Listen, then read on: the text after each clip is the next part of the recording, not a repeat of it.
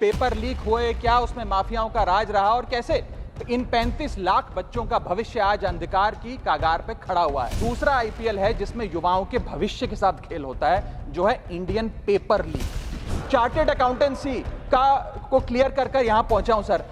मुझे पता है कि क्या पीड़ा होती है। एनटीए का फुल फॉर्म आज नो ट्रस्ट एनीमोर हो गया है।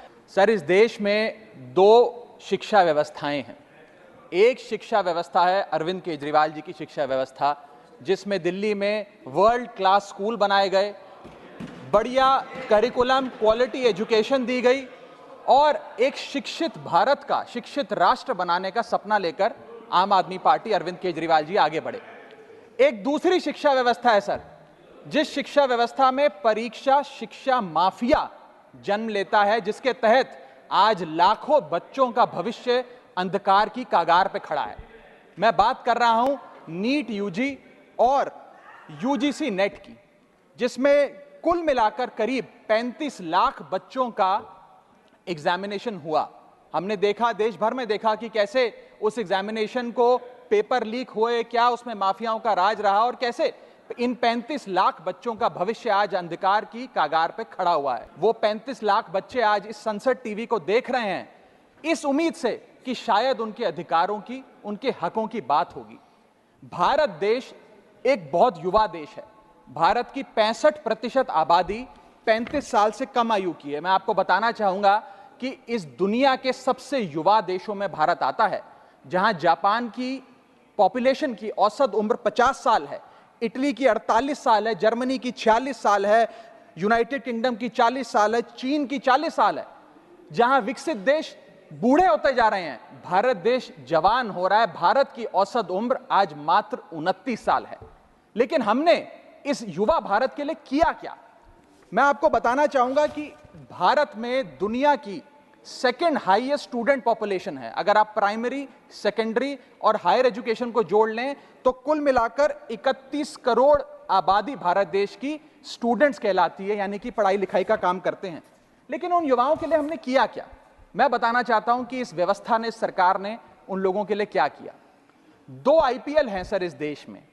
एक आईपीएल है जिसमें गेंद और बल्ले का खेल होता है, जिसे कहते हैं इंडियन प्रीमियर लीग, और दूसरा आईपीएल है जिसमें युवाओं के भविष्य के साथ खेल होता है, जो है इंडियन पेपर लीग। और आज मैं उसकी पूरी सूची लाया हूं कि कैसे युवाओं के भविष्य को सिक्योर करना तो छोड़िए, उसे बर्बाद करने का काम किया गया। और उस सूची में मैं नाम पढ़ के आपका ध्यान आकर्षित करना चाहूंगा कि क्या क्या हमने अपने देश के युवाओं को दिया है। पहला, व्यापम स्कैम। दूसरा, यूजीसी नेट पेपर लीक। तीसरा, Telangana secondary school certificate examination Hindi paper leak. Assam HSC-LC general science paper leak. Uttar Pradesh लेखपाल recruitment exam paper leak. Rajasthan forest guard recruitment exam paper leak. Bihar public service commission exam paper leak. Gujarat head clerk exam paper leak. SSC CGL exam paper leak. UP TET exam paper leak. Rajasthan university paper leak. UP PSC paper leak. Maharashtra HSC exam chemistry paper leak. UP police constable qualifying exam paper leak. REET यानी कि Rajasthan eligibility examination for teachers paper leak. Haryana police constable exam paper leak. Himachal Pradesh police constable exam paper leak. Railway recruitment board group D exam paper leak. Orissa teacher eligibility test paper leak. Assam police recruitment exam paper leak. Bihar board का 10वीं कक्षा का भी examination paper leak. Telangana SSC exam paper leak. Karnataka SSC-LC exam paper leak. Delhi university law entrance exam paper leak. Jamia Millia Islamia entrance exam paper leak. UP board exam mathematics और bio का paper leak.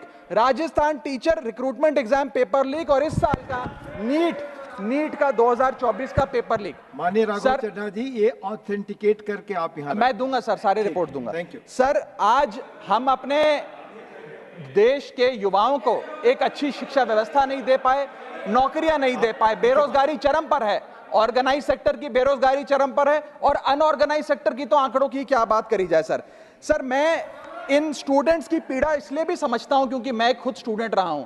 इस देश की सबसे one of the most competitive examination chartered accountancy को clear कर यहां पहुंचा हूं सर। मुझे पता है कि क्या पीड़ा होती है जब सालों की आपकी मेहनत पर पानी फिर जाए क्योंकि एक एग्जामिनेशन, एक पेपर लीक हो जाता है, तब सिर्फ दिल नहीं टूटता, विद्यार्थी, एक इंसान पूरा टूट जाता है, उसका मनोबल टूट जाता है।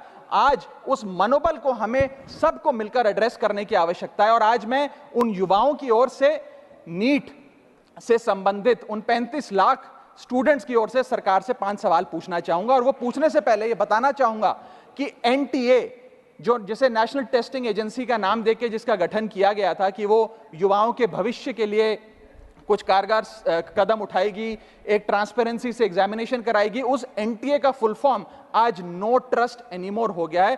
कोई भी विद्यार्थी आज इस एनटीए पे विश्वास नहीं कर रहा। और मैं विद्यार्थियों की ओर से ये 5 सवाल सरकार से पूछना चाहूंगा, नीट से संबंधित सटीक सवाल। पहला सवाल, नीट का पेपर जिसमें मात्र 1-2, बहुत हुआ तो 3-4 स्टूडेंट्स की रैंक 1 आती है, जैसे कि 2023 में मात्र 2 लोगों की रैंक 1 आई, 22 में मात्र 4 लोगों की आई, 2021 में मात्र 3 लोगों की आई। जब इतने कम स्टूडेंट्स की रैंक 1 आती है, तो इस साल 2024 के नीट के पेपर में कैसे 67 बच्चों की रैंक 1 आ गई, जबकि फैकल्टी और टीचर्स ये मानते हैं कि बहुत मुश्किल पेपर था। सर, मेरी पार्टी का समय बचा हुआ है सर, प्लीज मेरे को 2-3 मिनट दे दीजिए। नहीं सर, 4 मिनट, 5 मिनट भी नहीं हुए सर, वक्त दे दीजिए please. Conclude with in sir 1 minute conclude, otherwise I will move. Sir, वक्त ऐसे मत दीजिए कि ठीक लगे सर, वक्त ऐसे मत दीजिए कि ठीक लगे, बाकी जो आपको ठीक लगे। सर, मेरा दूसरा सवाल, कैसे मैथमेटिकली इम्पॉसिबल नंबर स्टूडेंट्स के आते हैं?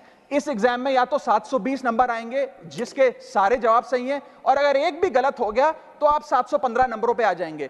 इस 715 और 720 के बीच में किसी के नंबर नहीं आ सकते, लेकिन इस बार ग्रेस मार्क्स देकर 717, 718, 719। और आखिरी सवाल, मेरा आखिरी सवाल, मैं समाप्त कर रहा हूं सर। इस बार जो इस नीट एग्जाम के नतीजे 14 जून को आने थे, उसको 10 दिन पहले कर दिया गया। हम देखते हैं कि नतीजों में देरी अक्सर होती है, लेकिन 10 दिन पहले चुनावों के शोर के नतीजों के शोर में 4 जून को नीट एग्जाम के नतीजे लाए गए। क्या मकसद था?